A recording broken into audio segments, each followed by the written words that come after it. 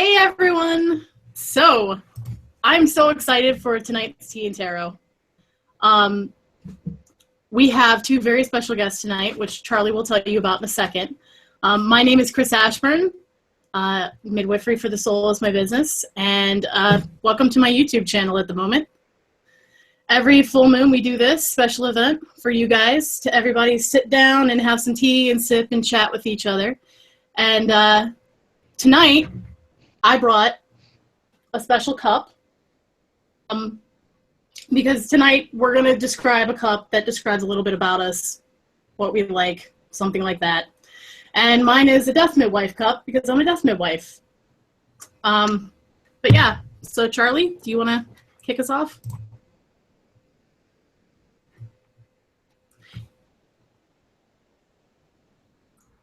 You're on mute. Yeah, oh wait, there you go. hang on.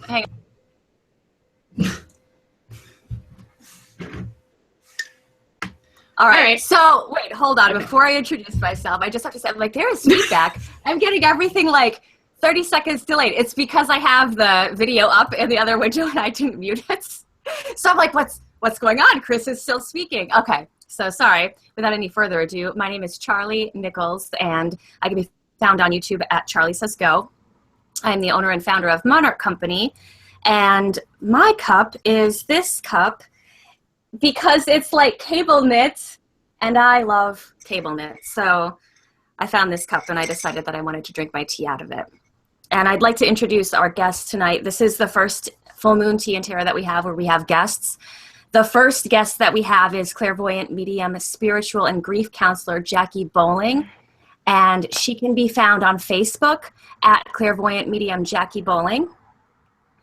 And she can also be found on her website, jacquebowling.com. So thank you so much for joining, Jacque. Thanks for having me. I appreciate it. I'm excited to be here. We are so excited to have you. And our second guest is Shakti Wallace. She's the high priestess for One Ascension International and the Shakti Spiral. And she can be found on Facebook at One Ascension International, as well as her website, oneascension.com. So thank you so much for joining us, Shakti. We're really excited to have you. I'm so excited to be here. Hello, everybody. Yay! It's so exciting. So as part of tradition, or soon becoming tradition, this is just our second full moon tea and tarot. Can you both tell us a little bit about your teacups and why you chose it? Let's see. I don't have a teacup. I have iced tea. So it's just a big mug with a straw. That's about it. And me, well, I like to drink a lot of water. Lately, it seems like I need to be hydrating a lot. So I actually have two glasses. First of all, I have a glass that's fitting with tonight's theme with the Wea cup. I got that at the store. I think it was one of my favorite stores. Of course, I draw a blank when I have to, when I put on the spot, but trading company, I believe. And so it's a really fun cup, and I just bring it out whenever, seasonally. And I have my witch's cauldron. For me, this is my Williams and Sonoma witch's cup. I use it all year long, but especially I love to use it around this time because it kind of reminds me of my witchiness and all things magic. So those are my cups for this evening. Love them.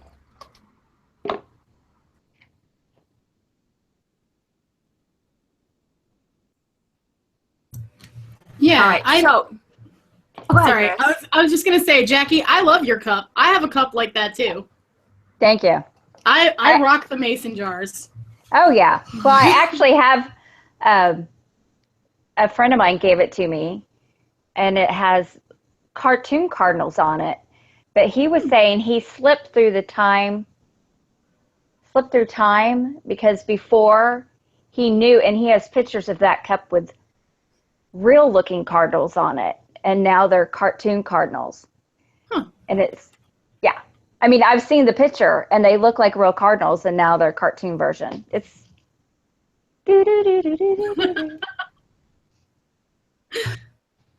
all right, so what we like to do at the beginning before we get into the conversation and everything is really just kind of set space. I take us first through a relaxation and energy clearing exercise, and then Cris opens up sacred space.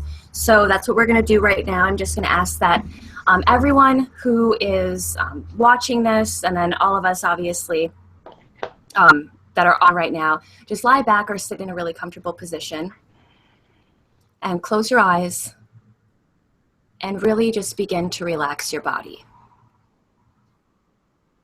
I want you to start taking a deep, deep belly breath through your nose. Your belly should rise first and your chest should rise second. And just take that breath in and really feel it.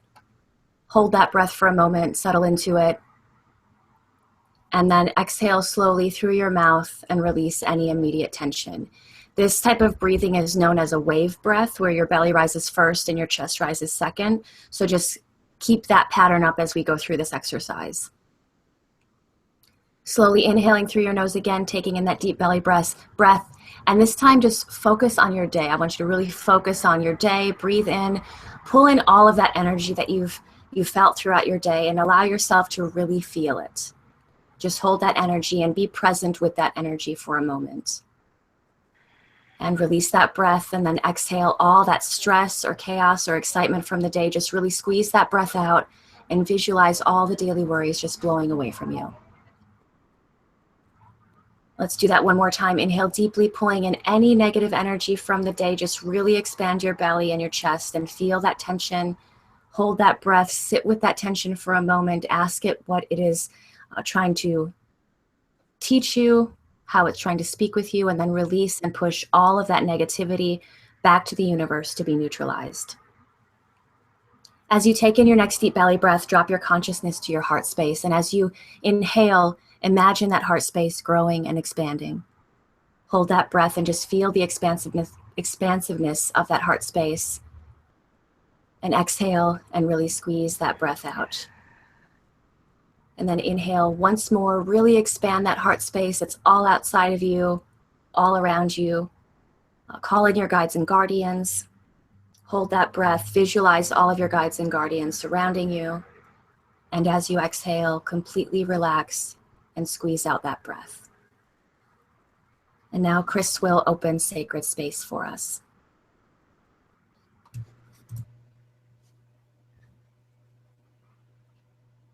Again, if you haven't, I invite you to ask your ancestors, guides, deities, divine energy, whatever you call them, to be with us.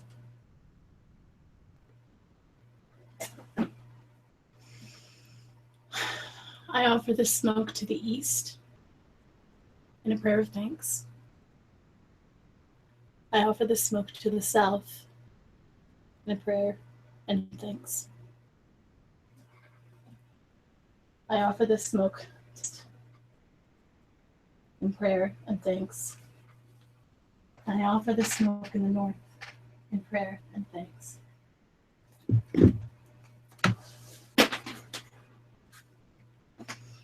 As above, so below. As is left, so is right. And as within, so without.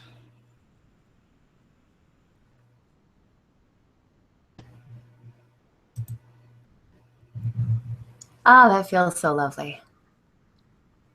How are you all feeling? Amazing. I love that. Oh, Yeah. yes, thank you. It was what was needed. Yeah. All the running around to prepare everything really gets you. So it's nice to just kind of drop down into that.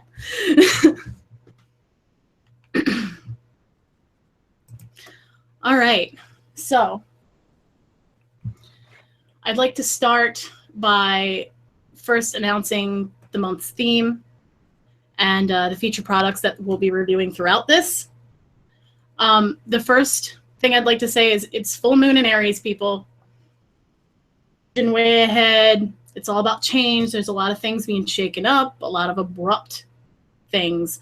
I kept comparing when I had to talk about this energy to people, I kept comparing it to the Tower card for some reason. It just feels kind of like that to me. So part of that, we were talking about shaking things up. And of course, because it's October, everybody's really paying attention to the ancestors and spirit right now. We thought about, you know, bringing it into the Ouija board and everything, and working with that and mediumship. They kind of tie in really good, especially with the Ouija board having kind of a bad name about it, and mediumship too. I think sometimes there's a bad name about it too, and you know, so we wanted to talk about that. But our teas that we have today, because you're probably wondering, because we do a giveaway, are Pumpkin Potion by Robert Perlot of Adagio Teas, and Oud by Kamala's Indian Imports, also known as Kamala's Perfumes on Etsy. And that is actually what I used just now for the directions. So it's burning in the background. So like Cris mentioned, these are the two products. We like to feature different products each time. And these are the two that are going to be offered in tonight's giveaway. So the giveaway rules, very similar, exactly the same as last time. Basically, we will, at the end, we will just pick a random number, and then whatever numbered comment that is, that will be the person who wins the giveaway. So the way to increase your chances is just be really active in the discussion. When we originally started Full Moon Tea and Tarot, and it still continues to be our intention, we want this to feel like a gathering, you know, that it's not just us here talking and you guys watching. There's like an active participation between us and you. So those of you watching at home, feel free to participate in the discussion through the comments on the watch page that you're on right now. And at the end, we'll choose a winner, and it's chosen by which numbered comment. So comment frequently. All right, so now that we've gotten that all out of the way, everyone kind of knows what's going on. Let's get into the topic. So we're talking about mediumship and Ouija boards, and I want to kind of kick it off and ask about what is everyone's experience here with mediumship? Like, how did you come to know your abilities? How do you know when a spirit is coming through?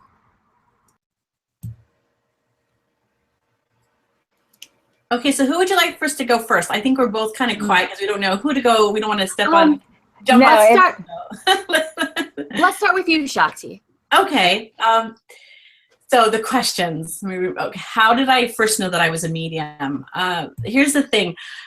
It's interesting how you can go through life and kind of be like, have experiences and really not associate them with anything. Just you think, oh, that's kind of weird as a kid growing up. I had some experiences, but I just thought that everybody had them. For instance, like one night I was sleeping, and I used to have a lot of night terrors when I was a kid.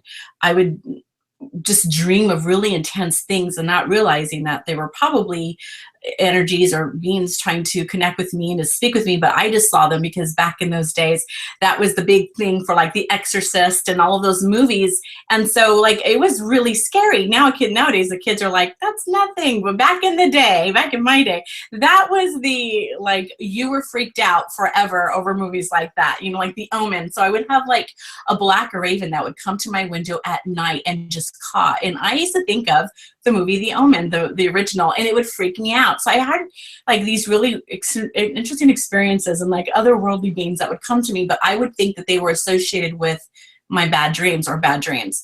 As I got older, I would start to understand that it was more than that, and what it would feel like at times when it would almost feel like sleep paralysis. You know, when you wake up before your body does and you can't move anything, and you're just trying so hard to like open your eyes and move your limbs, and it's just that sleep paralysis that you're feeling. Well, there are times where I would almost experience that, but it wasn't necessarily that. And it felt different. It had a different feel to it, and I could actually feel almost like this breathing. You know, it sounds kind of creepy, but it wasn't. It was just to get my attention. Of course, my body had a whole different idea, that whole fight or flight instinct where it's like the hairs stand up and you just want to take off. I always say like, run like your ass is on fire. That was kind of me. Take off in the other direction.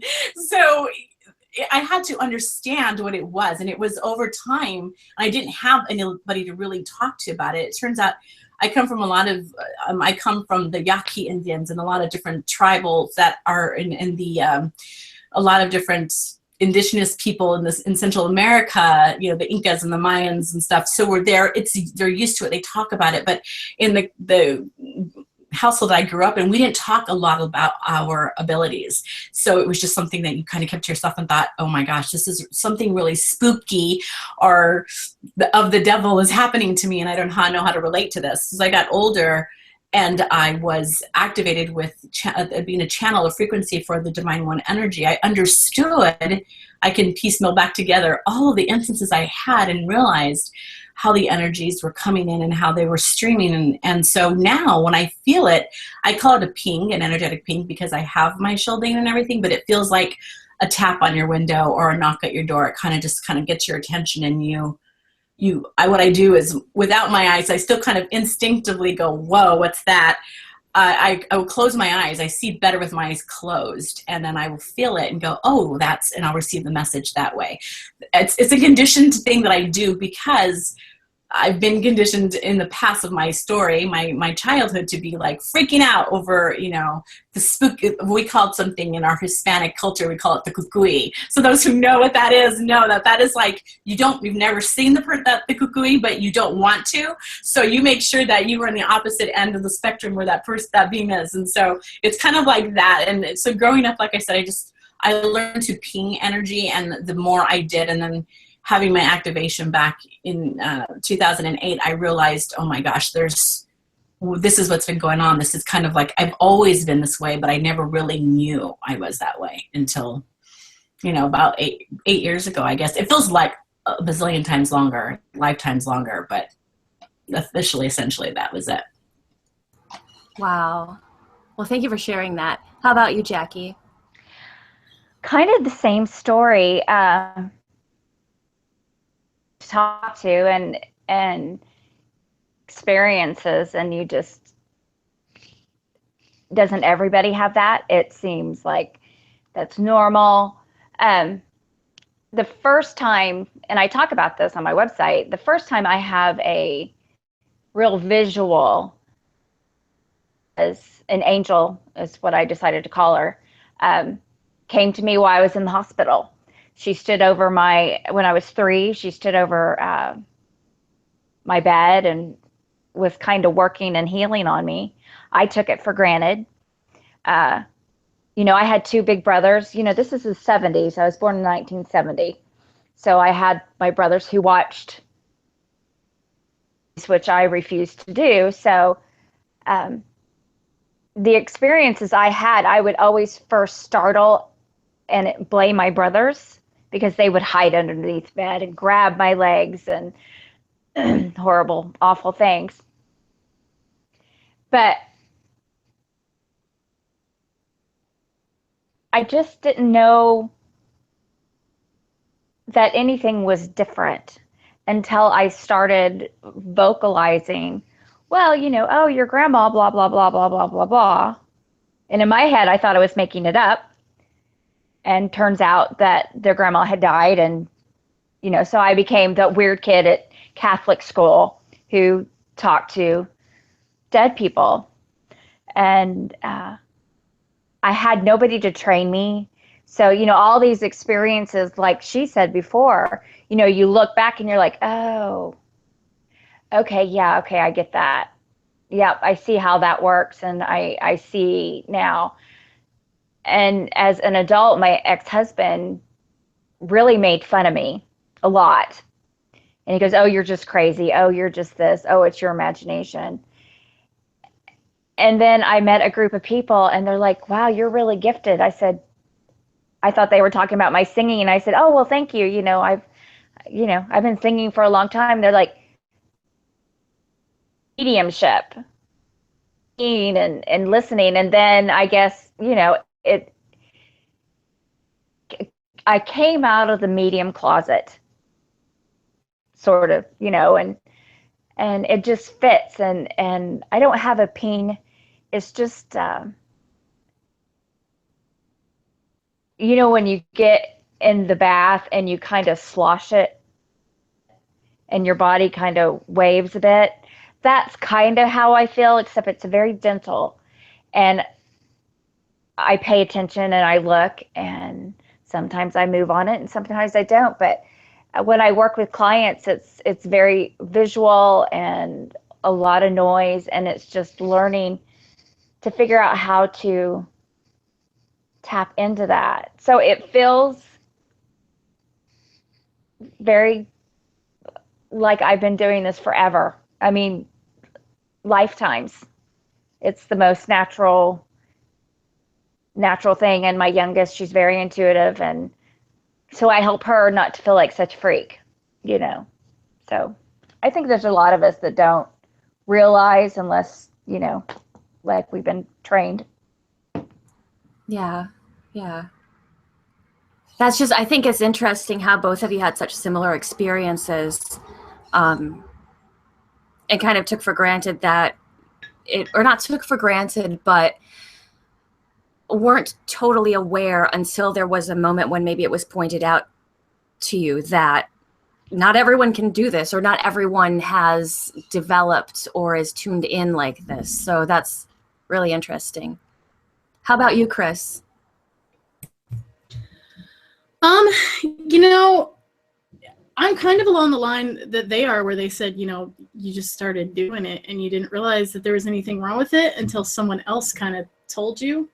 You just thought that's just how the world was.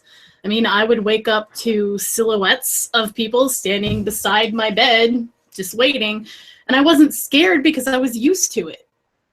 You know, you just, it's always kind of there. You always are in a state of, I'm never alone.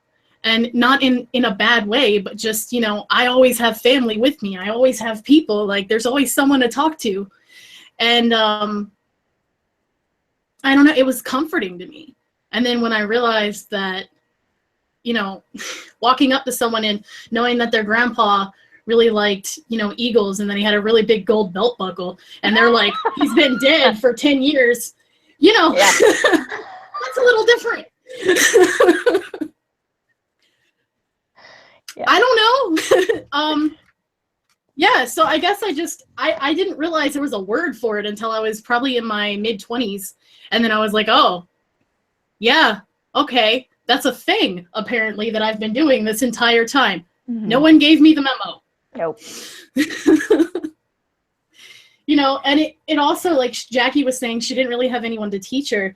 I didn't have anyone directly to teach me, but like thankfully my mom is pagan, and so she is more intuitive. So instead of no and shutting me down, she would ask me more questions about it. She was still wary because she wanted to know who her daughter was interacting with, you know, but she was more curious than anything, which made me be able to feel safe in exploring it, but not necessarily that I had to run and talk about it to everybody.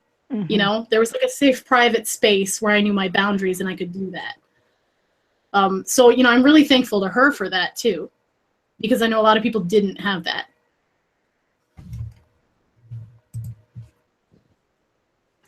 Okay, so for me, my story is a little bit different than the three of you, because like all of you, it feels like this was something that's sort of like a lifelong thing. You've basically been talking to dead people like since you were wee little babies.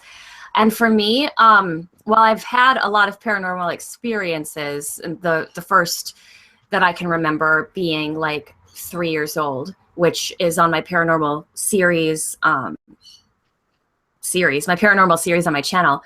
But the first time that I consciously remember connecting to a spirit was in 2011 or 2012. I was actually doing my year and a day studies with Flora Sage, and part of that program at the time was her level 1 in certified ethical psychic course. And part of that course, you have to read for Flora and you have to read for some practice clients. And I wanted to get some practice in just reading cards and intuitively tapping in. So I put a thing out on Facebook. I was like, if anyone wants a free reading, I'm practicing. All I ask in return is for a testimonial. And I was reading one night for a couple friends, and it was really deep and like beautiful and an amazing experience. It was myself and then both of these friends, and it was a very healing experience. But for one of the friends, all of a sudden, the left side of my body got really tingly. And I saw in my mind's eye like this brownish yellow, like old-timey looking like screen, and in front of it walked this woman, and she just like stepped in front. I'm like, whoa, okay, I think a spirit might be coming through. This is what I'm getting. And it ended up being her grandmother, and like stuff that I would not have known. And I'm like, what the heck is going on? So when I talk about like my mediumship, I don't call myself a medium. I call myself a passive medium, because I don't have the intention, nor do I feel like my ability is developed enough to consciously like connect with. You know, I know some people, like some mediums will have clients and the clients will request to connect to somebody. I can't do that at this point, but I'm very open, and I let spirit know if they have a loved one who's passed who wants to kind of come in and use me as a vessel to tell them messages. I'm open to that. And sometimes it happens. And I always describe it to people like, it's sort of like, for me, it's like sitting at a table and you've got, you know, your client or the person you're reading for, and then the spirit. And it's like they speak two different languages and you're the translator. Yes. And so like they're speaking and you're like, okay, this is what they just said.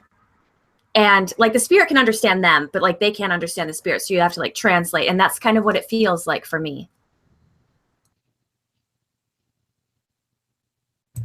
Yeah. I think for me, I deal in a lot of like flashcards mentally. Like I just get flashes of pieces of pictures and emotions and things like that. So I'm a lot of ways, which is why I said like the belt buckle. I saw this like honking tech belt buckle, you know. But yeah, you know, I think that's because it lets people know that even if you didn't do it when you were younger, like there's still, you know, I think everyone has the capability of talking to spirit on some level, you know. I think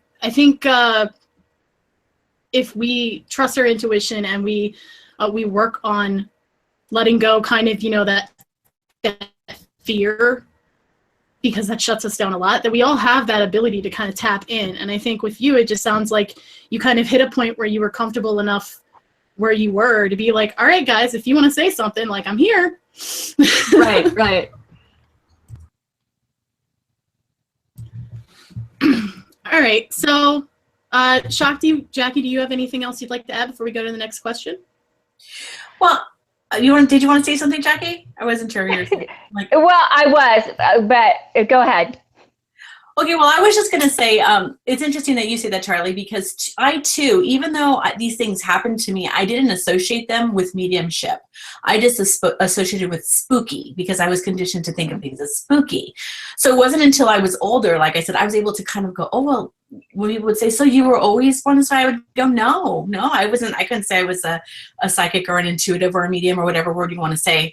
But then when I started thinking back, I go, oh, well, maybe. And as I started to revisit those childhood experiences, I realized that they weren't a common everyday occurrence, or maybe they were, but people weren't talking about it.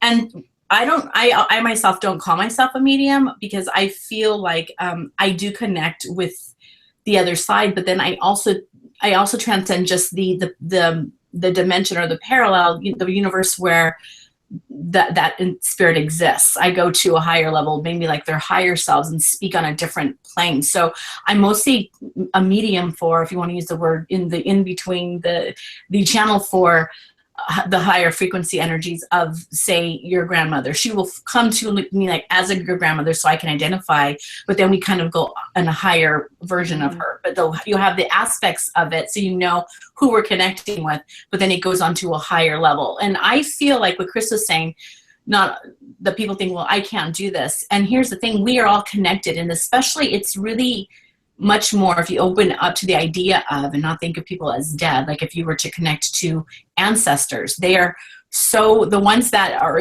maybe not the grouchy old uncle, but the ones that really you really liked and that loved you, and if you connect with them on this kind of level, it'd be that much less threatening or scary to think of somebody like deceased, or maybe this is really cool, you know. So it kind of transcends just the mystery that it has to be so difficult, because really we are connected, especially with your ancestors. They are the most easiest, ready, available, ready to help you. Like they're always there. So that's what I wanted to say.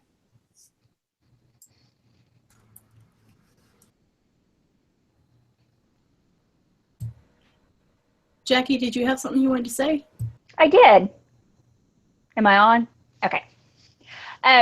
The reason why I picked the title medium was someone told me when I decided to acknowledge this and start helping people is you need a title. And I've never been one for titles. So the best one that fit was medium. You know, I have all the clairs, you know, I see, I smell, I feel, everything that you can do. And, you know, it is at a higher frequency. When I work, it's easier for people. They like a title. It makes them feel comfortable. So, you know, as I'm going to, and in the middle of the translator thing is like perfect. That was excellent, Charlie. I'm translating what I'm hearing. I'm not fluent, you know, in spirit speak, but I'm an A student, but, you know, I'm not fluent in it. And as the grouchy, scary uncle comes through, what I'm seeing is physically him, but I'm also seeing his higher self, who he's become on the other side. It's not just people like, oh, I don't want to talk to them. You know, we've had a bad relationship. You know, he abused. And I said, I understand that. They are just acknowledging that they own up to it and they realize what they did. You never, ever, ever, ever have to forgive them. I said, but when you get to the other side, you're going to completely understand. So that's where I come in and help people cope that way. You know, at one time I thought about becoming a minister. That totally did not fit into me at all, because I don't believe anything in the Bible. They're great stories, but, you know, so the title of medium is just one that I chose because it's comfortable and it's easy. You know, I can't have a big long name of clairvoyant, clairaudient, clairsentient, medium, intuitive, psychic, spiritual, blah, blah, blah, blah, blah. So people do know. And when I taught singing, people go, oh, I can't sing. I can't do it. It's like anybody can sing.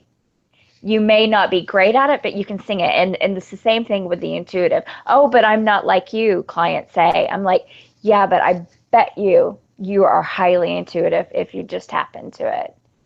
So people need to know that and not so spooky. I live in Tulsa, Oklahoma. Hello, ORU, Oral Roberts University, Bible Belt, the big fat rhinestone in the middle of the country, Bible Belt. Yeah, when people find out that I do what I do or you do what you do, and they're okay with it, it's like, oh God, yes, somebody just like me. So that's all. Yeah, you know, there's a belt buckle theme tonight, apparently. But no, I really like how you guys explained about it not just being like that person that they were, but also when they're on the other side, it's higher than that, because they're a part of that all that, and it's like having a bird's eye view of things. And it makes it totally different. They're still them, but they're also more them than ever. Therefore, making them more us, roundabout. You know, everything is nothing, nothing is everything, all those confusing talks. But yeah, so thank you guys for adding in on that, because those are really valid points. And the chat is going crazy. Oh, good. Because everybody's like, I'm trying to keep up. You know, I know. The chat is going crazy because everybody, first of all, they called it spirit speak, right? Someone said, you know, I love that. The whole like language translation thing is a really good analogy, and I agree with that too. And some people now are wanting to look into mediumship, and just all kinds of stuff going on, man. Well, I got to find out what I want to ask this question. Ask this question, but then I want to go on to the that we have, because I don't want to like keep you guys too late or anything. But the next question that they have, I think, will be helpful to a lot of people right now, and it's Rosemary Alley asked, "What do you guys recommend to help heighten our mediumship abilities?" Okay. Great question. Yeah. So Jackie, you want to go first? Sure, I'll go first. What I suggest when people come to me, or even just a client, is find the breath. When you start with the breath, you can focus. And then what I tell people is you just sit quietly. You can focus on a candle or water or something that just kind of completely, you can lose track, and you allow and you feel and you listen. And if you get something, now I am a firm believer that I like to debunk, you know, okay, is this really it? Let's do this again. And then if it's true, and it just takes a while. Sometimes people will say, oh, I want to do that. Well, what you're asking for is feeling, hearing, seeing everything that person's ever gone through, good and bad. And you have to be willing to accept that. It is, I don't want to sound like a martyr, but you learn a lot of stuff about a lot of people. So just sitting quietly and finding the breath and letting it slowly happen. Don't have a timer, do it as long as you want. You have to ground yourself. You have to surround yourself by your angels and your guides and your ancestors. You have to protect yourself before you continue. And that was something that I had to learn the hard way, because I had night terrors and I didn't know that I was allowing other things to come in. So when people start and they're wanting to do it, just know that you have to come from a loving place and have a journal and write everything down that you're hearing. That's easy, simple start. I can go into a whole lot more, but I'll keep it simple. I love that. That's great advice. And like, Jackie, I'm serious. Whenever you want to start up like a mentorship, I'm your first student, because you're awesome. Thank you. Shakti, what about you?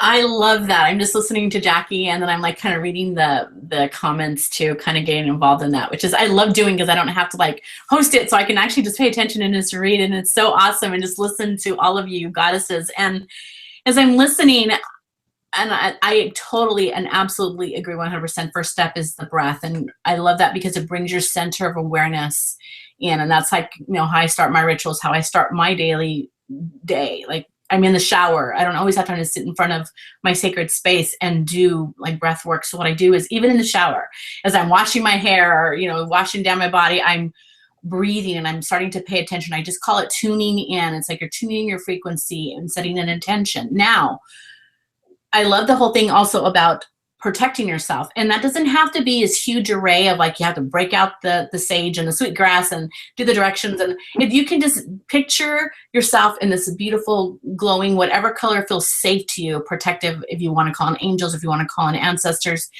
something of that nature you will know you're protected. And we're actually we're pretty protected than we think we are. We feel vulnerable on a physical level, but we're pretty protected spiritually. So, but it's also a nice reaffirming of, you know, everything is covered to do that. And that's so important. Also, you want to set your intention with whom you want to connect with.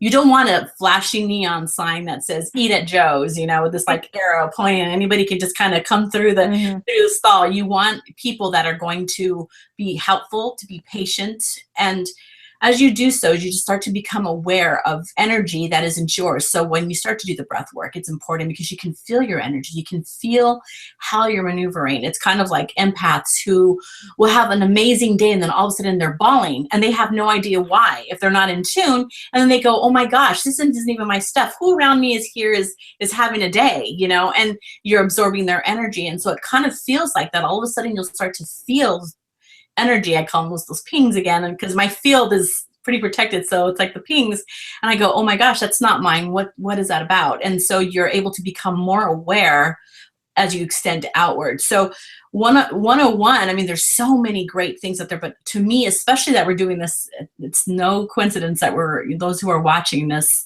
they're watching for a reason. And it's just besides the fact that Cris and Charlie are amazing, but the whole point is that this is a really great time to do this kind of work, because the veil between the dimensional realities are so thin. So it's kind of like easier to start this work. It's really powerful if you wanted to get into it. To know that there are steps to take, the precautions to take, setting an intention for me. I intend to connect with those who are in alignment with my highest good or have good intentions for me is a really easy way to start and set the ball rolling. So that would be my first, and there's so many amazing people out there. Charlie already mentioned Flora as well, who she is just phenomenal. We all know. I love her. I love her. I love her. I love her. But there's a lot of other really great teachers out there who specialize in guiding a student through the process. And basically, I just call it remembering, because I truly believe that we are so powerful. There's so many things that we are capable of doing. And it's just getting your feet wet and remembering that. Yep. Flora was actually the one who told me I was a medium before that. She's like, you're a medium. And I'm like, what? And she's like, yeah. And I'm like, mm-mm. And she's like, yeah. And then sure enough, that's what happened. Yeah. I knew Flora back in. Yeah, I think it's also too what you associate mediumship to be. Now, if you look at the term medium, it's just an in-between. So like, right. So you have to think of, well, yeah, you do that all the time. You're being a medium, acting as a medium right now in what you're doing with this hangout. So you have to think of it like that too. You are channeling spirit while serving in this capacity. Right. Yeah, absolutely. Absolutely. It's funny that you mentioned being in the middle like that, because that's exactly, spirit kept sending me all these signs of like, you're a bridge. And I'm like, I'm a bridge? What the, what does that mean? Like, I'm made of wood and I cross a body of water. Okay, thanks, spirit. What? But, you're a bridge, or, you're in between. You're able to sit on the fence. You jump the hedge, blah, blah, blah. Like, there's all these kinds of things. And it's being that middleman. It's being that mediator between them. And, yeah, like that's the perfect way to describe it. And I think that was why in my mid-20s is when I realized what it was, because I had been thinking of it like something else entirely. So that's a really good point, is like it's being the middleman. Yeah, yeah. So I'm going to move on because I don't want to spend too much time on this, but we have so much good talk. Like I almost wish that we'd have just like split the things and then just like we could talk forever with you guys. Yeah. So because mediumship involves talking with, that kind of brought us over to Ouija boards and talking about that, especially like Shakti said, this is the time of the season. So everybody's getting really interested into them. The divination focus this month will be on mostly Ouija boards and spirit boards. So what is your experience with them and what is your take on them? Who do we start with last? Shakti? No, I think we start with Jacque last. So we'll start with Shakti this time. Okay. What are my take on Ouija boards? So I call them Ouija because that's actually the proper term for them. It means yes, yes, we, and then yeah, it's a French and German. So anyways, I started with my Ouija boards back when I was little. Like this is the crazy thing. Like we were in my grandmother's house and she had this den and there were all these old toys in there and we were bored. You know how sometimes it can be at grandparents' house. It just depends on the kind of grandparent you had. We couldn't go outside because it was raining and she just had a really cool backyard, but like I said, it was raining. So we kind of like ventured in nosing around some of her old stuff that she had put away. And there was this old Ouija board, like the Parker Brothers, you see the hands on the planchette. And I don't know, I still think they have them like that. I'm not sure what the cover looks like, but we got it out, my cousin and I, and we started to just kind of read the directions. And it was funny, I intuitively knew how to do it. And it started moving and like moving so quickly we couldn't even like keep up with what was being said. And then I remember going, oh my gosh, that was so cool, and kind of getting addicted to that other side, feeling like, is this real? Did you move it? Are you moving it? We kind of went to that. You're moving it. I'm not moving it. Are you moving it? Back and forth banter. And then we made one out of cardboard where we used a quarter, and then we like wrote the I see Jackie's face like, oh my gosh, I know, girlfriend. So we did like all the different things, and then we're talking, and let me tell you, we had some scary experiences with some angry people, with some people who were hostile, with people who committed suicide in a very violent way and just had this anger. So for me, I have one. I mean, actually, I have one right here. I don't use it, but I mean, sometimes my girls would do it with like this huge, double, triple, quadruple shield of protection boundary. But I feel like when you use the Ouija board, you're just dialing a random number, and you don't know who you're going to get on the other side. So it's kind of like opening up your door and saying, hey, want to come in and talk? Come on in, let's have a chat.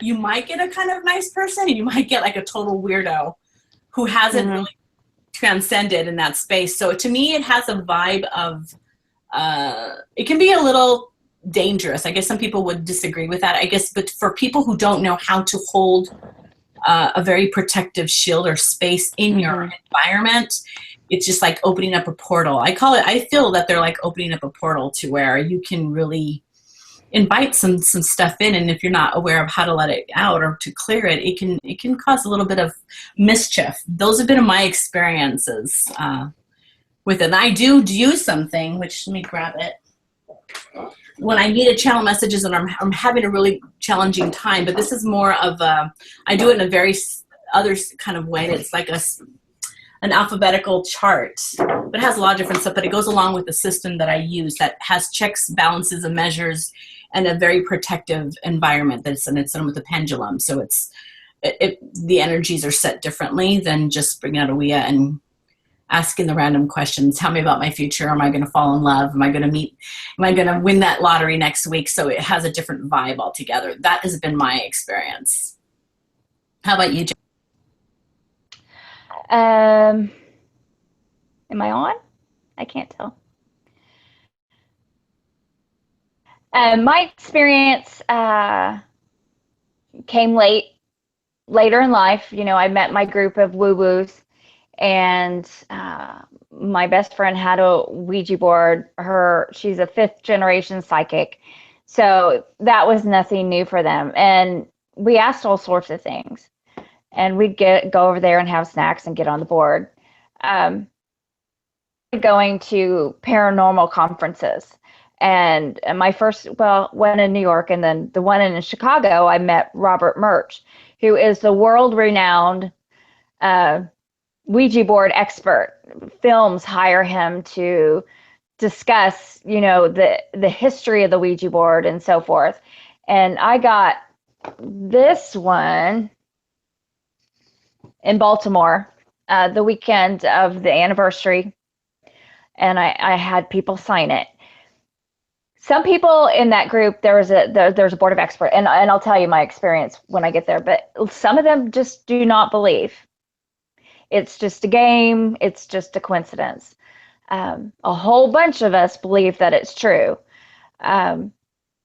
Chip Coffee has said, you just don't play with it. You use it as a tool. And that's the way I think of it. It's a tool. It's not something I use every day. It is something that I have. It was a gift. I have a huge portrait that's not hung up yet of a Ouija board. I have a Ouija board necklace.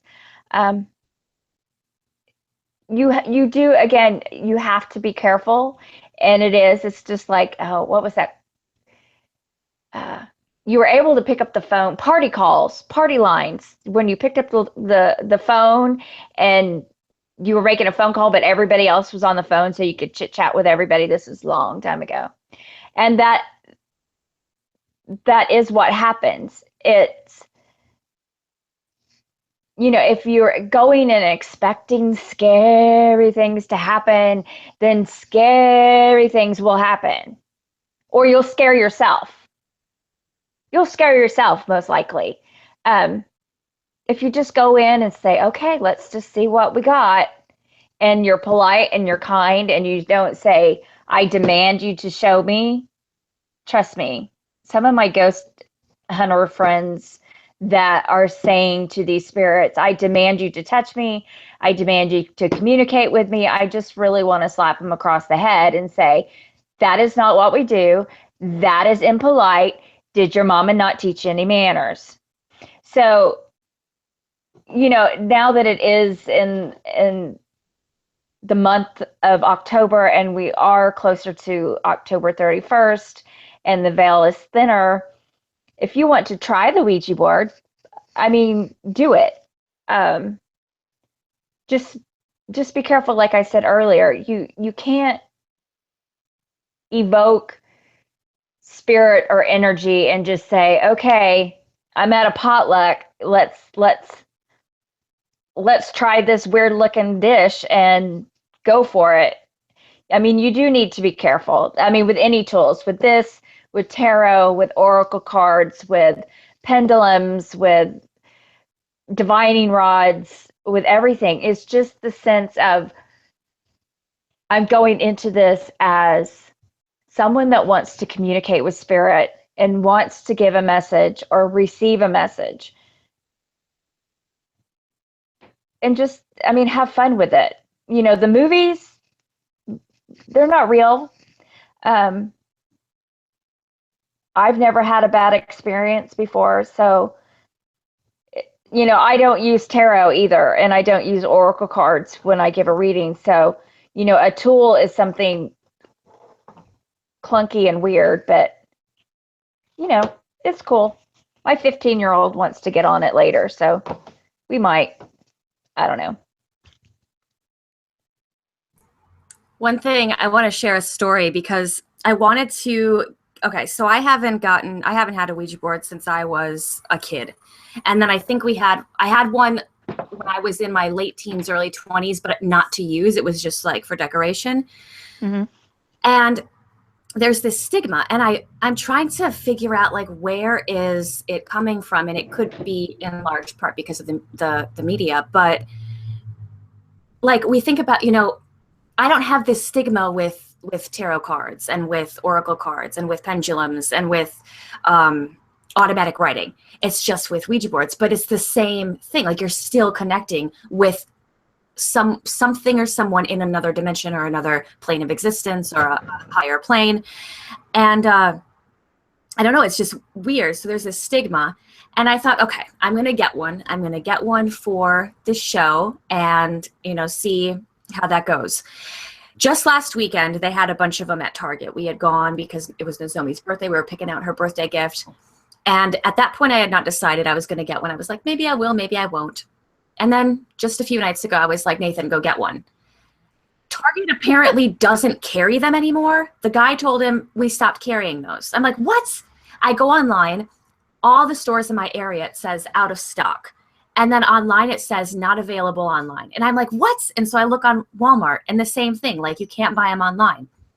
And I'm wondering, like, why they pulled them, especially in October. Like, I feel like that's just not a good business move because, you know, people are going to want to buy them. And I think that there's a new movie out right now. Ouija. Yeah. So I don't know why that happened, but I thought that was really weird. But I wanted to touch on the fact that, you know, it's kind of an odd realization for me to realize that even myself personally, there's this weird stigma with that particular divination tool when there's not with any other ones. When really, it should really kind of all follow the same, as long as you're using the tool respectfully, as long as you are making sure you're grounded, centered, protected, you're inviting in only beings of light, like, there should be no problem. So why is there this stigma? Movies. Well, and I think the majority of people aren't even doing that. I think that they are not seeing it as a tool, something to be respected. I think that they're seeing it as something of entertainment. And so when they've invited that person to come and connect with them and they've gotten really good chatting, that person may just want to hang around because it feels like they are friends now, right? So they can just hang out for a little bit. And so they don't have that. They don't come with a set of intentions or why they're working it, versus people who know how to use sacred tools. We call them sacred tools for a reason. That we call them divine tools for a reason. So I think that it's just the way that they're being misused, kind of like the telephone. The telephone is actually very good back in the day when we had them on the walls, right? Or had them like the receiver thingy. but people would just make prank calls all the time, just call the phone and just, you know, my kids used to do it. Okay, I'll say I did it too. But the whole point was, is like, that was a tool, but it was disrespected. And I'm sure a lot of people didn't appreciate, you know, those type of prank calls that kind of went on. So I think with anything like that, I mean, you might get an angry person like, why are you just randomly dialing me? What's your purpose? Especially like Jacque said, when they come with a list of demands. And I think at the turn of the century, when they started to become very popular, and then they started doing seances and things of that nature, a lot of that stuff, some of it went wrong, or some of it was lights and mirrors, smoke and mirrors. And so a lot of people had a lot of negative connotations with that, and thought that this is preying upon the people who were vulnerable. So it got its kind of negative stigma back at the turn of the century, when charlatans were taking advantage of people's vulnerability and really wanted to connect with the other side or loved one who had passed on, and they needed closure. So all of those things are attached to that, because that was what they used. They're a form of divination, as well as, say, a trance medium, but that was another form to connect to the other side. So that, I believe, is one of the reasons why it has, you know, what it has. Yeah, I don't really, I'm kind of where you guys are. I feel like as long as you're protected, you're being respectful, you know, and you're realizing that this is just kind of like a general opening, like, unless you've specified things, you know, it's kind of a crapshoot, but it's useful, you know what I mean? But I also feel like, too, before you even use that, you should know where your energy ends and theirs begins. Like, you need to know your boundaries. Otherwise, you will not know if that person that's like, oh, yeah, I'm your grandma, whatever, is really your grandma. Like, do they feel like that to you? Where is your end? What is the land that you live on first? Exactly. So, you know, and also we're having people talk about the fact that it's kind of inviting people, like, through you because of using the planchette on it. And I'd like to also bring up that a lot of people talk about, and I don't know if I'm saying it right, but idiomotor or ideomotor response, which is I see Jacque knows what I'm talking about. It's basically your brain knowing what it wants to do or something, and your body automatically reacting. And so it gets guided. And so a lot of people debunk things for that. But I also, from my point of view, I also think that kind of supports it too, because look at kinesiology and stuff, that there's a spot in us that intuitively knows and is part of that higher being. And I think that that's just another example of that channel for it. Right. We have that instinct thing, you know, in us, that powerhouse that just knows. And I think that's part of tapping into it too. So you could sway that way, or that it really tomatoes, I guess. I don't know. All right. So guys, it is 7:59. We're running late. I hope you guys don't mind. I'm having fun. This is a blast. I'm single. It doesn't matter. Oh, good. Cris, I think there is a possibility that we might in the future want to discuss maybe scheduling these for longer than an hour. Seriously. Yeah, I mean, I'm down for it, but thank you both for your flexibility, because you've got some other things that we're doing too tonight. So, Cris, did you want to take some questions? Well, I suppose everyone, because we want to be respectful of your time as well, Shakti and Jacque. But take any of the questions from the chat, or do we want to move into the reviews?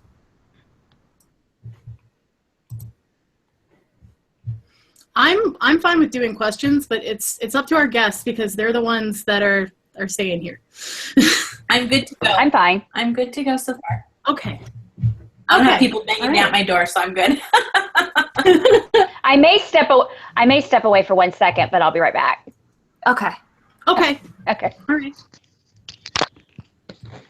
All right. So one of the questions that, because I've been kind of thing that I see, which you guys can start asking, you know, right about now.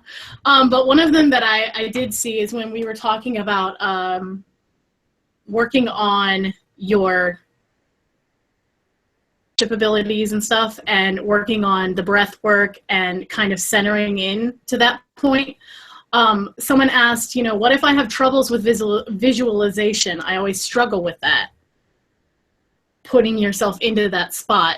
What's a good way to kind of get past that with you guys? Shakti? Well, the great thing about breathing is that we do it every day anyway. So it's just with a set of intention. You don't really have to even visualize. In the beginning, when I needed to kind of activate my clairs, my clairs audio, visual, all those, I had to first just remember how to breathe correctly, and just start with that, and start with not even having to visualize, but as I breathe, as I go through my breath work, I don't focus on visualizing, because sometimes I believe that it kind of takes your mind away from just centering yourself.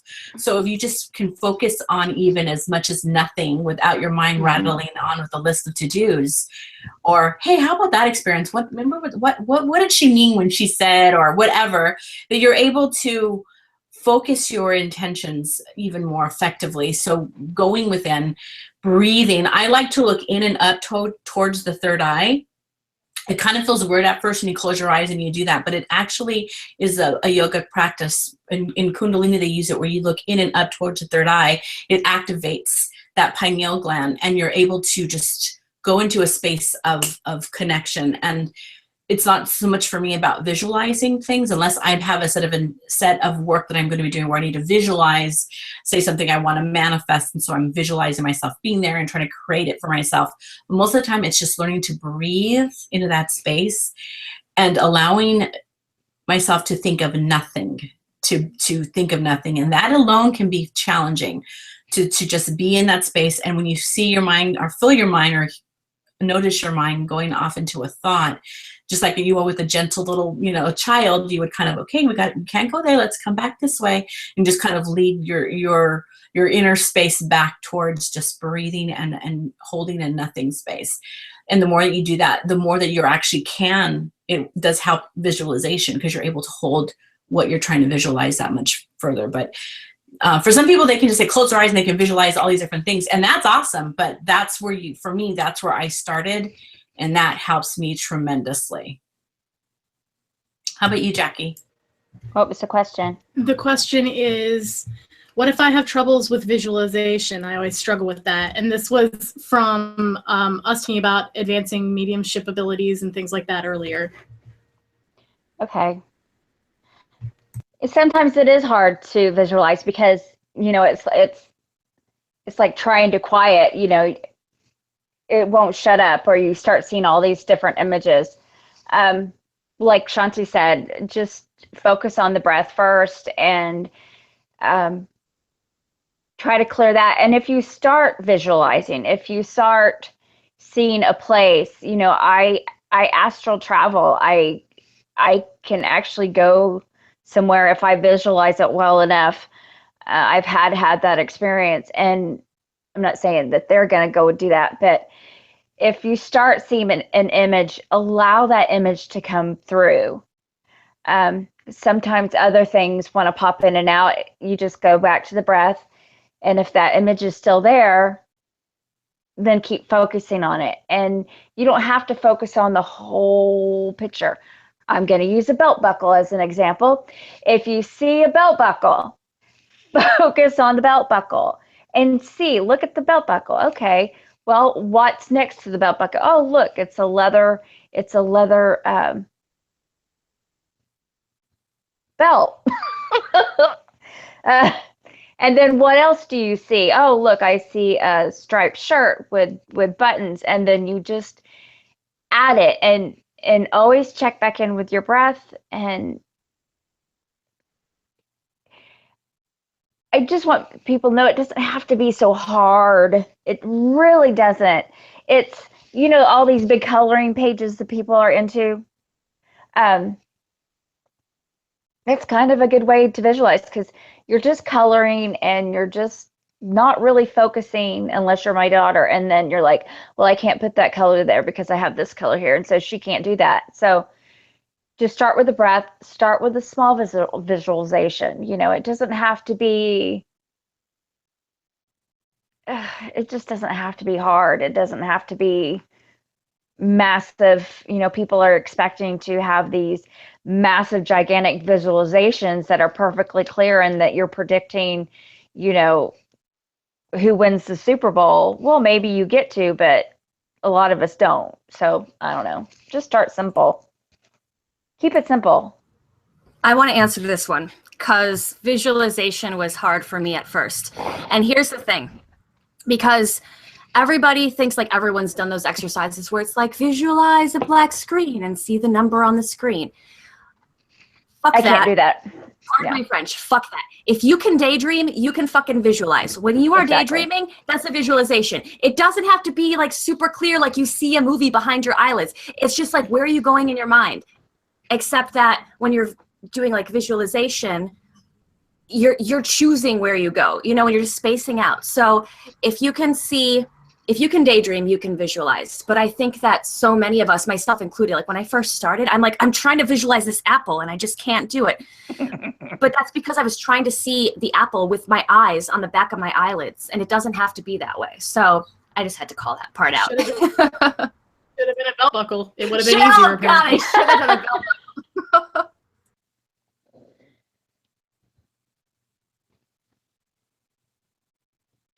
All right. The next question that we have, and thank you for that question. That was a good one for a lot of people. The next question is, I still don't quite understand the difference between a Ouija board and a spirit board. Is there a difference? No.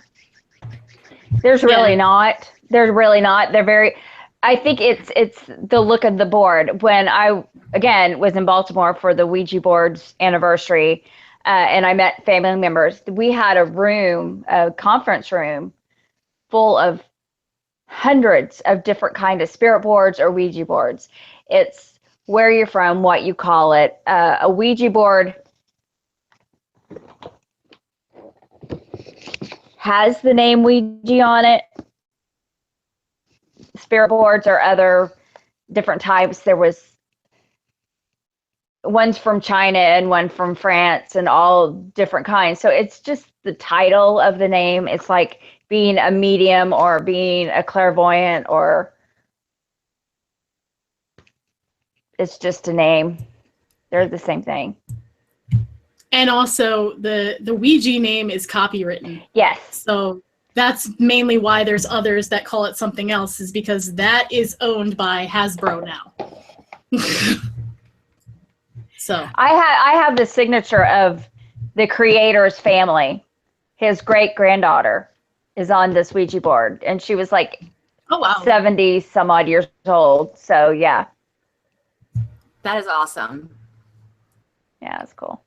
Shakti, were you going to say something? Yeah, I'm still not sure if they're the same, because I've noticed that, you know, with spirit boards, which I love, the beautiful work that goes into the spirit boards where they do the wood burning and however, and they do the different finishes.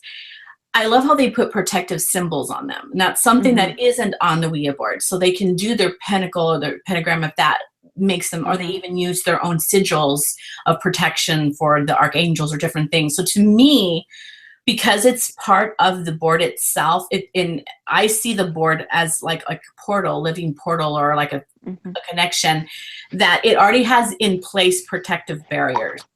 Whereas if I look at see what side of my desk is on the Ouija board, and it has a moon and a sun, people can think of that protective, but then it has like the picture of like the spirit going through the woman's face. So, I mean, I think this is a Parker Brothers, Hasbro. So, to me, that like right there, I love the spirit boards, even if they're used for the same thing, to connect with spirit, with energies that are outside the physical parameter, in the sense of having an incarnation. There's something to those protective symbols that a lot of people use them for magical tools and of that nature. Right. But that's so cool that you went to that Baltimore. That must have been really interesting. I had somebody that was connecting with me on Facebook, Mitchell. He was saying that he did like tons of research on the history of Ouija, and he was trying to share some stuff. I don't know if he's on the event page or if he's actually on the actual YouTube page, because he was talking about that. Like he had like some things he wanted to share, but.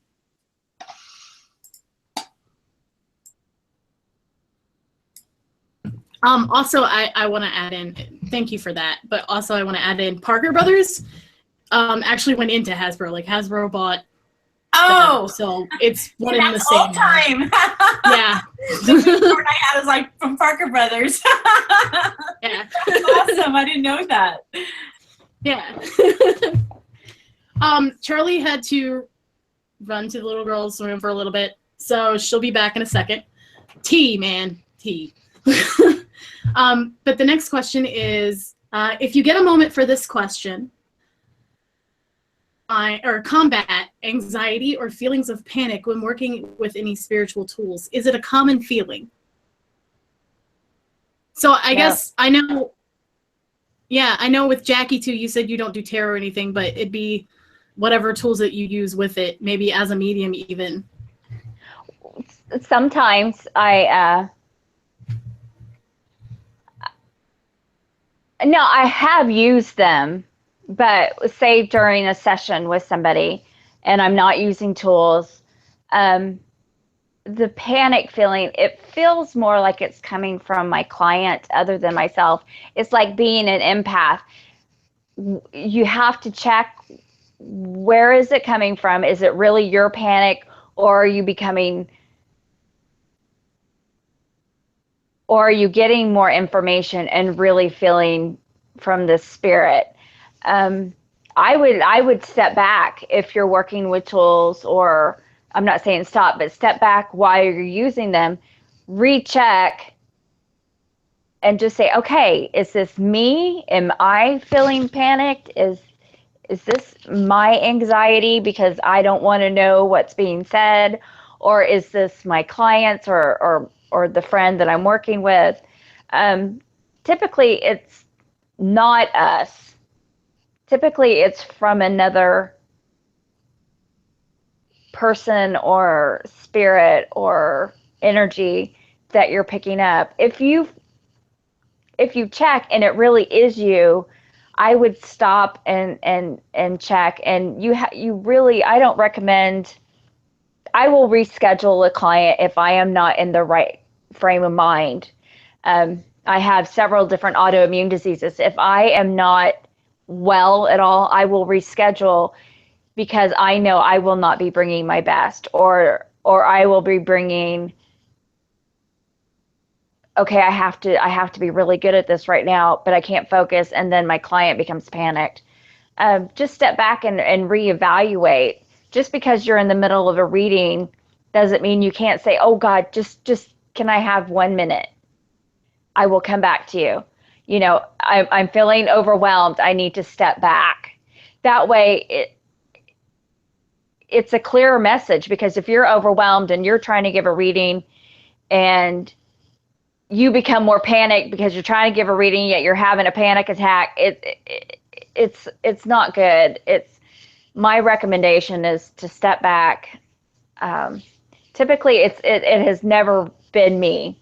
It's never actually physically been me during a session or working that way. But I wonder what Shakti has to say about that. Well, now, is the question about, I love what you were saying, Jackie, but at the same time, I'm like, was the question about why you get anxiety when you're using tools? Was that the question, Cris? Or did I lose the question somewhere? And yeah, I may have lost the question. Oh, I just wasn't sure. I'm like, because I was like all into what you were saying, Jackie, and I'm like, yeah, absolutely. Yeah. I wasn't sure what the question was. I was just totally focused on her. So what was the question again? It was, how do you combat anxiety or feelings of panic when working with any spiritual tools? Is it a common feeling? So it doesn't necessarily mean that it's like them or the tools. It's just when working with them. When working with the tools. That is such a good question, because I have clients who have come to me when they start to they start to feel the feelings that come with being activated, and they're like, oh my gosh, I'm starting to see things or feel things more, energies, and I'm guided to use a pendulum, but it freaks me out when I do, or I'm guided to use cards, but I just don't know if it's the right thing I should do. It might be because of their background with Christianity, or it's the dogma about it. But also oftentimes it has to do with a spiritual program. It's a programming that they have from past lives where they were in the magical arts and they were considered heretics and they were burned or they were drowned or they went through the inquisitions. A lot of us people who are guided to do a lot of this metaphysical work and work with tools that extend towards the realms of the beyond are just our everyday experiences. We can be triggered by that work, by those soul programs that are part of our Akashic records where we had a lot of trauma. And so that's some things that I do with my clients. I work with them and assist them to clearing those triggers so that they can more fluidly activate those parts of themselves or the spirit parts of them that want to use those tools as a guide for their work. And so it does. A lot of it you will feel. When I first started, I will tell you on my journey, a pentacle, I used to just think, oh my gosh, there was the stigma not only around it, but it used to freak me out. I used to feel like my heart would just beat fast and I would think, oh my gosh, I'm going to be in trouble. And I didn't, I thought, from who, from what?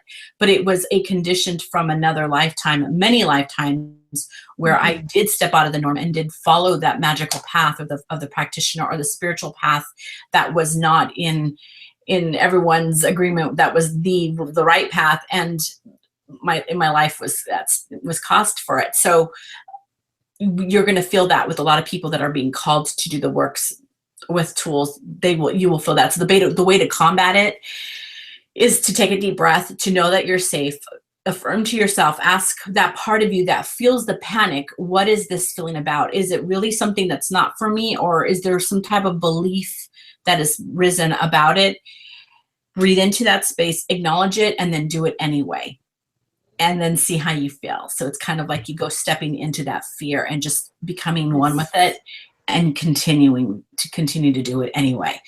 And a lot of times that programming within you will stop. I mean, you might still get the clammy hands or feel anxiety over it, but you just speak to that part, breathe into it. Why do I feel this way? Is it because I was told it was of the devil or whatever? Or is it something deeper in me that feels the panic? Is it really my truth? And what's calling me to work with this tool? And does that feel at peace? I always think of pay attention to where the peace is. Find your peace in your stillness. And that's when you'll know you're on the right path with your alignment. So I hope that answers the question to whoever asked it, at least my part of it, It's beautifully put, both of you. And again, for me, like, I would just say, know where you end and they begin. Like, bottom line, the more you know that, and like step back and check that. Check yourself. Check yourself. Yes. So the last question I'm going to take, and then we're going to start doing like tea, incense review, and then our reading and wrap it up, guys, because too long. But I mean, like, I want to keep you. I would like to keep you all forever, but and the last question is, are stronger or clearer and more frequent dreams this time of year common? And could they be a form of mediumship? Who wants to take that first? Shakti? Hey, I'm going to tell you, I was reading the comments. They're going. It's understandable. It's understandable. They're going crazy. Like, I say it constantly. I can't see the comics. I can't see them. Yeah. I'm like, yes. Jackie's on her phone, so she can't see the comments right now, everybody. No. But they're awesome. I want to go back and read. I want to go back and see them, though, somehow. We have some awesome people online, so I'm just kind of like, okay, so what was the question? Dream. It was are stronger or clearer and more frequent dreams this time of year common, and could they be a form of mediumship? Yes. Oh, such a good question. Yes. Right? Yes. So good. I come from a line of people who do dreamtime work. And so that is like the real, to me, to my tribe, it's like that's the real work, is the dream time. You can just bypass the conscious mind that likes to be the barrier and the blocks. And a lot, like just last night I dreamt about my grandmother on my father's side, and she was talking to me, and I was like, I can't make out exactly what you're saying. And then I just looked at her, and then she kind of went into her car and left. I thought, oh, dang it. And I realized she'll be back. She just had to go visit the other family members. But I feel like the veil is getting a little bit thinner so that she can actually communicate with me to do the dreams. And it's very powerful.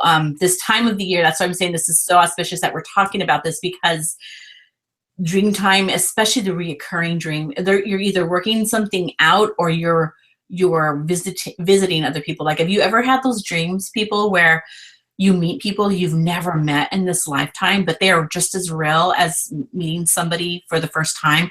Like, you know the details of what they look like, their face, their eye. I mean, you've met them, and on a different plane. I go through that a lot of just meeting people, even helping people in dream states, and where my mediumship skills are like off the charts, where I can actually see the people in that realm. But it's amazing how we do work always, whether we remember it or not. So, but this is a really powerful time to pay attention to your dreams. And a lot of people think that, doing a dream journal is like such a drag, because you have to, like, immediately in the morning, some people have to just get up and go pee real quick. But if you can just even take your journal with you to the bathroom, if you can just jot down, right? Jot down just a few phrases of things that came to you, you're going to start to see a pattern. Dream journals are so powerful to just recall, because as soon as you're done doing your business and stuff and your morning routine, you're pretty much lost the meat of your dream. So the faster you can record it, the faster you can write it down. That's my thoughts. How about you, Jackie? I agree. I have finger issues, so I tap my voice recorder and I talk into that, and I my dreams have been pretty intense. And lately I've had like 4 or 5 dreams about, and I hate shopping. God, I despise it with all beings. But I go into this mall. And I'm meeting people and actually talking. But this mall is ginormous. I mean, huge. Like, there's mountains on one side, the ocean on the other side, and like downtown on one side. And it's, so every door I go out, but I'm meeting people and I'm communicating. And I remember those conversations enough to record it. So yes, the veil is thinner. And yes, I truly believe that's mediumship.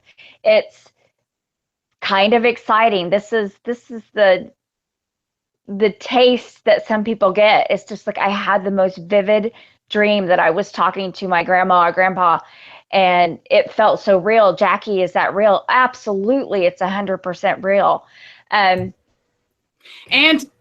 I also want to interject. Sometimes it's not a nice dream the first time. Absolutely. Like, you're still trying to understand internally that they're dead, and they're trying to talk to you, and there's a clash there, because I see that happening in the comments. I'm sorry to cut you off, but this kind of ran together. No, it's okay.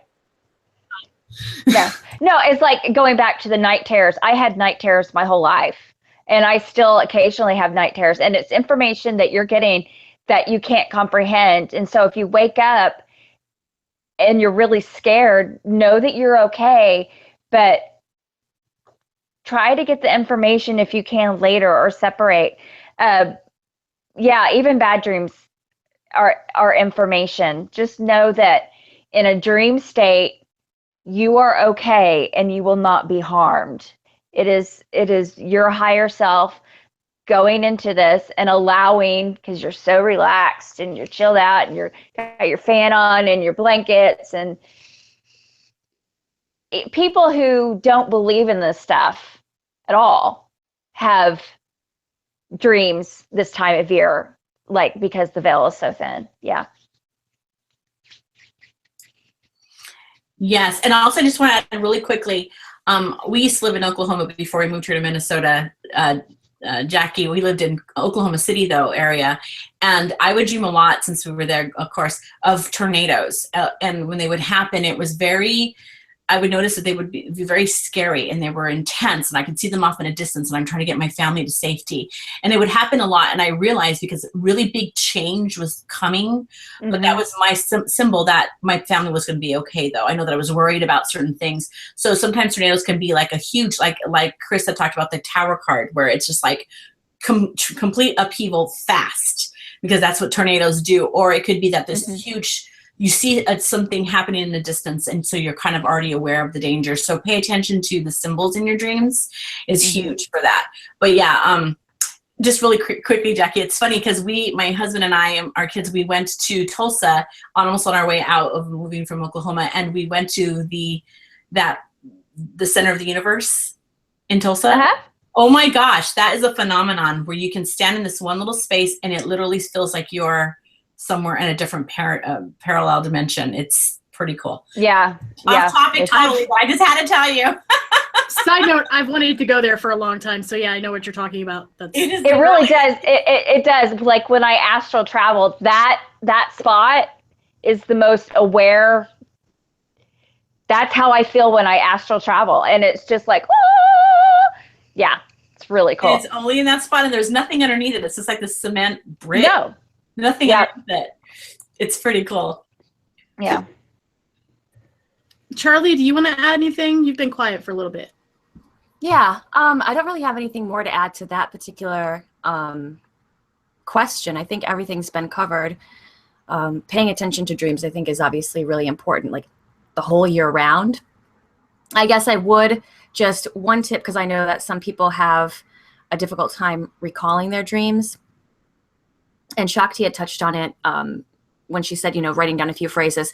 What I'll do in the middle of the night, I'm sorry, I feel like I'm shouting because I have these noise canceling headphones, so I can't hear myself. I'm going to take my headphone off one ear.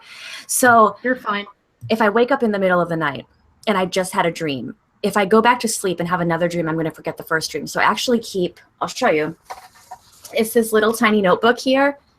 It says dreams on it.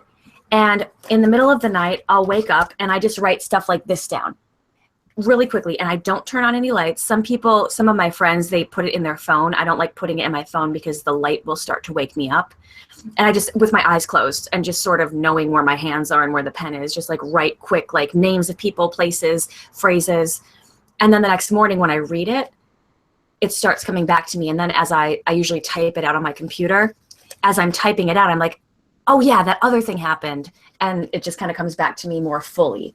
And then later in the day, you can go back and read it when you're a little bit more awake, conscious, alert, and separated, and start to pick out themes. But I wanted to kind of throw that in there just as a tip for those of you who might have problems recalling dreams.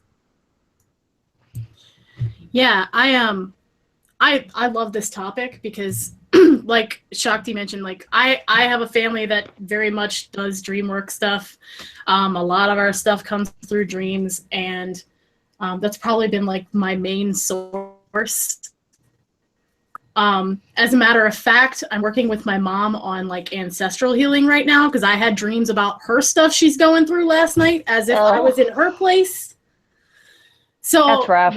We're helping that, and we're helping each other on another level there.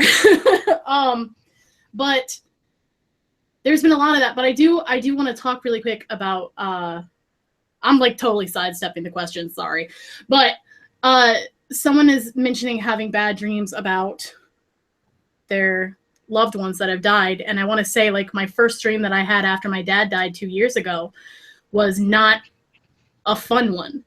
It left me feeling very raw for a very long time. And just because it's been years necessarily doesn't mean that you're still comfortable with the fact that they are dead. Practical sense there that it doesn't matter how long it's been. Grief knows no time limit. That doesn't work like that. So a lot of times for me, because I can only speak from my experience, but for me, when that was happening, he was trying to come and tell me that he was fine to assure me. But the fact that I was like, this is my world and this is how things are, and now he's here. Wait, you're dead. Wait a minute. Nope, get out. And then everything kind of warped because of my own kind of step back. And I want to say, you know, if something like that's happening and you feel like that's what's going on, that's probably what's going on. Your own grief and you know, that stuff is heavy. And I'm not saying like it's your fault because of grief, but I am saying they're probably trying to come to you and comfort you. And what's happening is that you're like, no, I'm sad and this is my world. And when someone taps you on the shoulder like that and you're so in this world, it's startling. You know, you're so in one mindset. You're so you're studying that tree so hard you don't see there's a forest. So, you know, I would ask you to step back from that, and as much as you can, but step back from that and maybe jot down the things that happen in that dream, the symbolism there. You know, what were you doing? What were the specific words used? What colors stood out, if they were colors? You know, what was going on? What was the theme that was happening? Because a lot of times that to you. For me, I was at my home, and my current dog was playing with my dead dog that my dad loved and was always with them. And my dad was with my mom, and everyone was happy, and the dead dog and the living dogs were playing with each other and having fun. But to me, you know, it was very like black hole sun, everybody's melting and kind of weird, because it was fine in the beginning, and then I realized, wait a minute, you're dead. And my own rejection pulled it back, and then it just kind of spiraled. So I really think he was trying to say, look, I'm happy. I'm still with you guys. I'm still there. We're still a happy family. It's just, I'm dead now. And that was a really powerful thing. So for those of you that are having dreams like that, you know, don't be disheartened. You know, they're probably just trying to reassure you. It's a hard process. Grief is rough. And you know, you can go through like 5 different emotions in the span of a traffic light, but you know, they're there for you.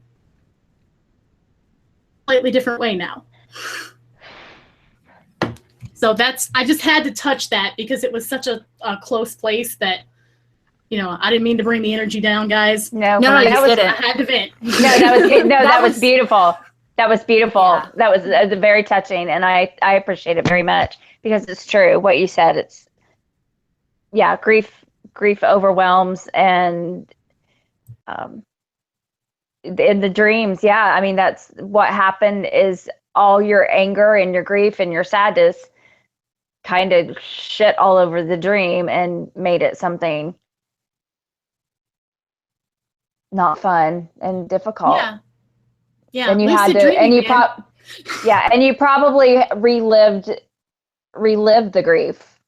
I mean, like it had just happened. Yeah. Yes, absolutely. But yeah, so on that fabulous note, let's do some incense and tea reviews. So, I'm supposed to start the incense reviews, but here's the thing, guys. I can't remember if I just told you or if I told everyone when we were live, so I apologize if everyone's heard this before. I'm going to say it again. I incense the it's not to me yet, so I don't actually have it. So I'm burning Psychic Eye, which is our featured incense from last month, which I'm not complaining about because it's like my favorite. But Cris is going to do the review of our featured incense. All right, so oud, guys, it is amazing.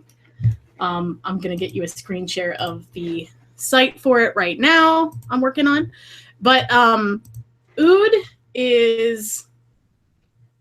it's a really expensive oil, first of all, but now it's an incense. This woman, Kamala, she was actually at my my death midwife graduation class, and she makes all kinds of stuff, especially for death midwives. But this oud was used throughout our entire class, and it puts you into another realm very easily. It was used as I believe it was a long time ago. And it's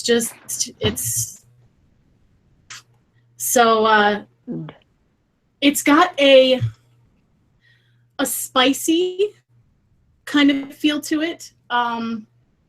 And else to explain it other, there is a sense of being, for me, when I work with the other side, a lot of times I go down instead of up. I work better in the roots of things, quite literally. And so for me, it's a very, that feeling of descending into like a root cellar, or there's a deepening that happens. It's not a scary one though, because every time I explain this, I worry that people think it's scary. It's not. It's kind of just gently stepping down into the pools of your subconscious, I guess you could say. And in the waters there, and it's a very comforting thing, but it's an instant trigger, and you retain so much knowledge. I think that's why she probably burned it for us. But yeah, so, and for something that kind of is going to put you in that mindset, if you want to try, or if you like incenses like that, I highly recommend Kamala's.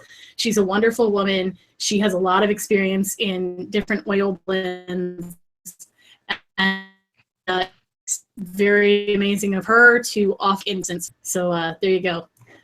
And now, Charlie, do you want to start the teas, since I kind of have monopolated the incense? Yeah, so we have Pumpkin Potion by Robert Perlow from Adagio Teas. Again, it came in, well, mine came in a sampler. And this thing where because it was it Mandy who recommended that, or she asked sum it up in 3 words? Was that Mandy last time? Yes, it was Mandy C. Yes, Mandy, thank you so much. We're going to start doing that like for everything going forward for all of our reviews, because it was such a great idea.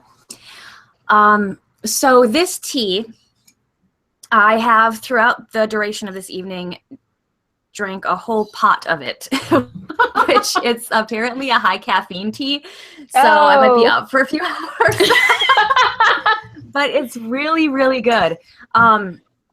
If I were to sum it up in 3 words, I would say sweet, pumpkin-y, which kind of feels like a cop-out, but I'm going to say it anyway, and rustic. I did add tea to mine, but I really like this one a lot. I think I might like, what was the one we tried last time? We tried Polyjuice. Yes. I think I might like Polyjuice a little bit more than this, but I do love this. And for this time of year especially, this is a really great one. Yeah, I definitely was going to say pumpkin as one, because the pumpkin really comes out. And it's a sweet tea. I expected a lot of spice from this, but there's a very subtle spice. It's mostly like sweet and pumpkin, and it's I believe it was a black tea. I'll scroll down. Yeah, so it's a black tea. So it still has some depth to it at the same time. So yeah, I'd say deep and sweet. So I guess 2 of ours match each other, so that works. But I like it. I actually think I like this more than the Polyjuice, I'll say. I think it has more depth to it than the Polyjuice. So, you know. That's totally fair, yeah.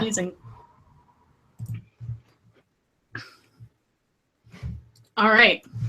Wait, hold on. I got to get my stuff up. Okay. Because I've gotten into conversation and wait, what do I do? Oh, I'm doing the reading now. I couldn't remember where we were at. It's like, let me get my itinerary up. Okay, guys, we're gonna do. Wait, thank you so much to Jackie and Shakti for being patient with us. You guys are our first guests, so we're pumped about this. So we're just like, oh God, have everything everywhere now. I loved it. It has been so much fun. Are you kidding? Yeah. The best. Yeah, having a blast. Good. I'm so thrilled. Maybe you guys can come on again in the future. Yay! Yeah, I would love that. Count me in, girlfriends. Yep. So normally Chris and I would both do a reading, but last time it was Robot Chicken Charlie. You guys couldn't hear me when I was doing my reading, so Chris just did hers. I've got to fix these. It's messing me up because I can't hear anything with these with the headphones on. Okay, here we go. Now I can hear myself speaking. So I am using the Silent Tarot, which is the deck I intended to use last time. And then Spirit was like, nope, that's a message for another time. And what I'm going to do right now is just intend that we get a nice, clear message from Spirit for the month ahead, just for everyone who has gathered with us this evening, everyone who will be watching the recorded video in the future, just what we should keep in mind for this next month ahead before our next full moon tea and tarot.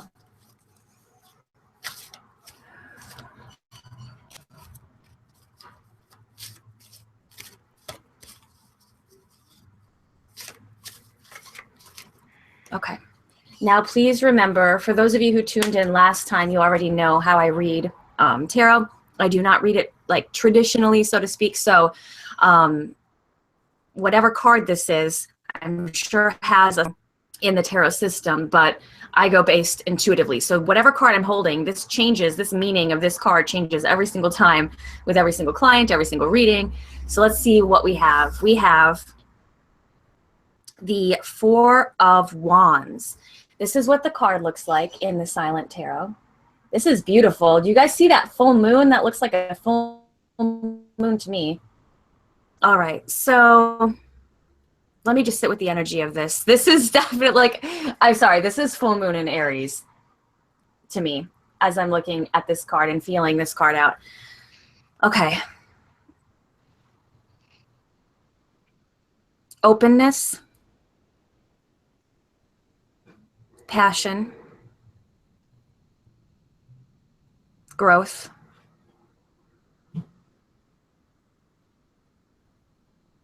ancestors,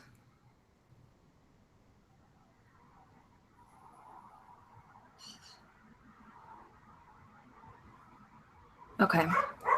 So emotionally, what I feel from this card is this very rooty, very like earth star chakra, root chakra, primal energy, very raw, very passionate, fiery energy. And getting through the next moon cycle here until the next full moon, just really bringing that energy in, standing firm in our boundaries with other people, obviously connecting with our ancestors. That makes perfect sense given that we're coming up on Samhain for those of us in the Northern Hemisphere. There's also an energy of growth and coming by the way of challenging lessons. And when I say challenging, I don't want anyone to get freaked out by that, but they're experiences, like in this next moon cycle, a lot of us may be experiencing things that might feel, they just might feel like those, oh, why is this happening kind of situation, but know that there is a lesson behind that. And so being open and receptive to the opportunity there to learn and to grow. This is just Spirit kind of reminding us to step back anytime that we're feeling kind of that tension or that challenge, that is actually for our own benefit. It's stretching us. It is, and Shakti talks about that actually whenever we talk about growing pain. She says, don't think of it as growing pains. Think of it as a stretch. And I think that resonates very much in this particular instance for this next moon cycle. Making sure, again, going back to like the standing firm in our boundaries, asserting ourselves in a respectful way, in a compassionate way, not in an aggressive way or a passive aggressive way, but just knowing our worth, standing firm when we need to set those boundaries. Let's see what other things are coming up in this card. That's basically it. And also inner warrior. There's a lot of inner warrior coming up too. And the message that I'm getting around that is that this next moon cycle, a lot of us are going to be finding and feeling and experiencing our inner warrior. So get ready. That sounds exciting. All right, that's all that's coming through for that. Yeah, I think an inner warrior is a great way to describe an Aries anyway. Like, yeah, just as that sign, all the Aries that I've ever known, they're like warriors, man. Yeah. Like ready to go. So yeah, that's really appropriate. All right. So now we have next is the giveaway. So I would like Okay, Virgo moon in me, numbers and analyzing. I would like for Jacque and Shakti to each give me a number between 1 and 50. 4. 4. 42. 42. That makes 46 divided by 2 because we're averaging. The number is 23. So that is my lucky number. I love 23. It's That's 4. 4 for 4. See that, Jacque? So what we're going to do is afterwards, we will end the live video. Cris and I will go and we'll find the 23rd comment, whatever 23rd comment that is at the time that we're looking at it. And that person will be the winner, and you will be winning. I don't have the incense to show you, but it will be at my house soon. So you'll be winning a packet of oud incense, which I think, how many come in? Is it 12 sticks that come in that pack?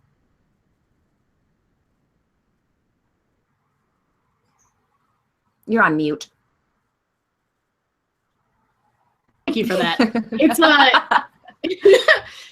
it says 10 grams worth. 10 grams. Because it's by weight, because of oil. Okay, yeah. But I got a good, I'd say probably about 12 was in it when I started. Which just for there's 2 of them now. Oh, wow. Okay. Sweet. So that, and then also a tin of this pumpkin potion. So whoever wins this, you'll be getting 2 separate packages, one mailed directly from me, and then the other one I will order for you from the site, and it'll be mailed to you from the Adagio Teas site. So you get 2 packages, but you'll get each thing. You'll get the incense and the tea. So yay! 23 is our lucky number. I just totally pulled a Flora there. Yay! All right. So I just... Go ahead, Cris. I'd like to say thank you, Sue. Yeah, I'd like to say thank you so much to our guests for being here tonight. And also for being gracious enough to carry us over 47 minutes extra. Yeah, seriously, like double what we asked of you. Thank you. So thank you so much, guys. It's been so fun.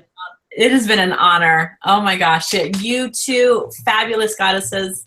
I intend just the best of all things, and to all the viewers. Like, you made this night so much fun. What a fun Friday. Exactly. I'm getting crackly. Oh yeah, somebody is. I think it's Jacque. Jacque, your microphone's getting crackly for some reason. It's the spirits coming through. Yeah. Probably is. Everybody's like, yeah, thank us too. Yay! Thank you to all the spirits and the ancestors and the guides and guardians and angels. Yeah, this is good. Oh man. Typically, I'm home alone on a Friday night, being single and all. So this has been good. It's been good. All right, and So- then... Go ahead.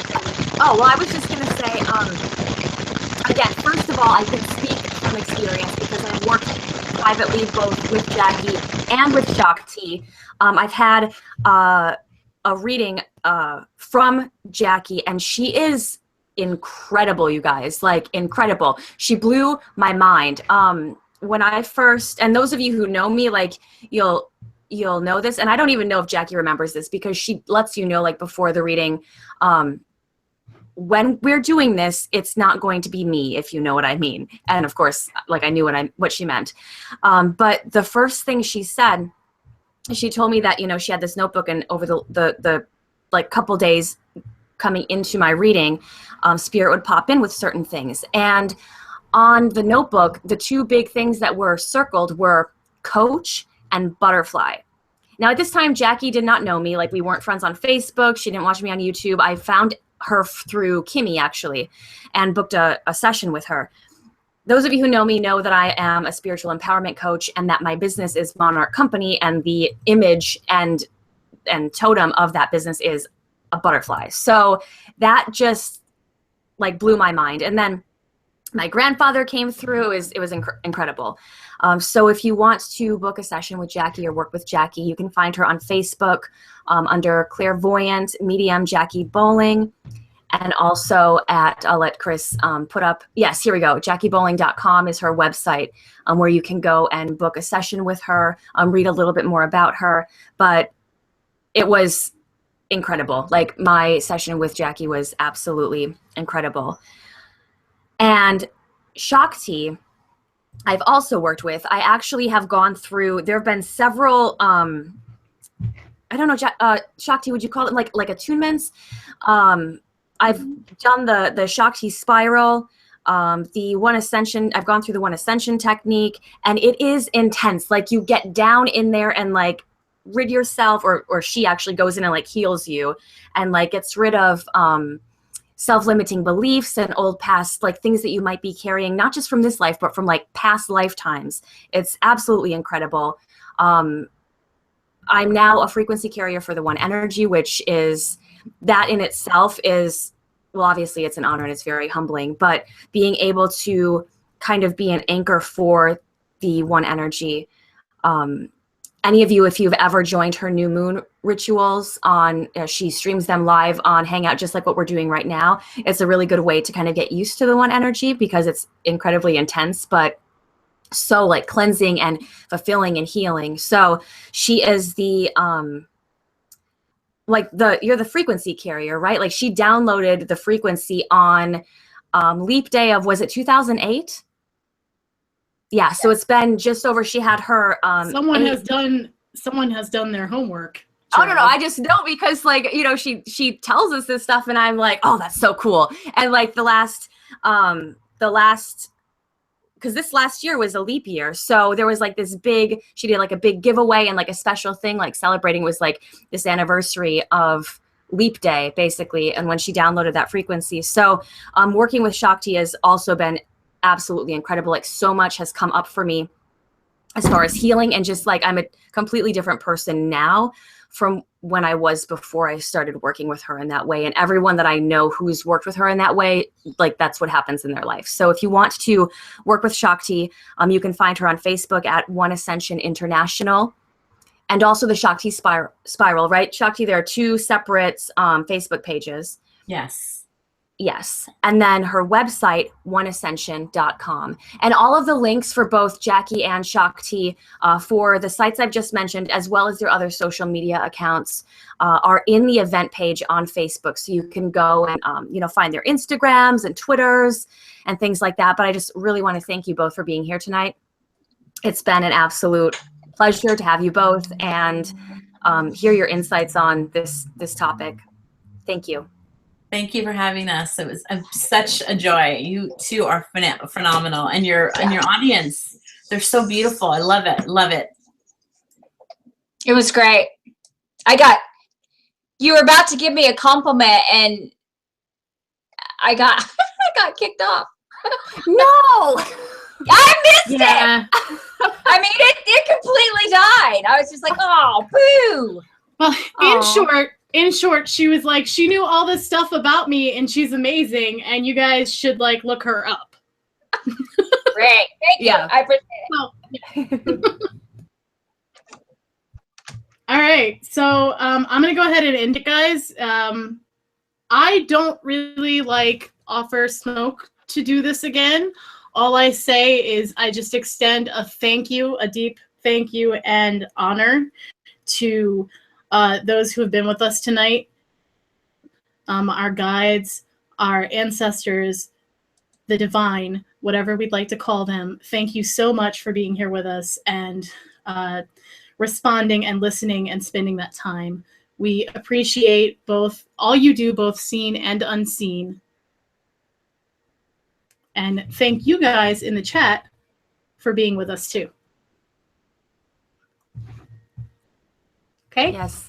And we'll see you next month. So everybody say bye. Bye. Bye, guys. Thank you so much. We love you.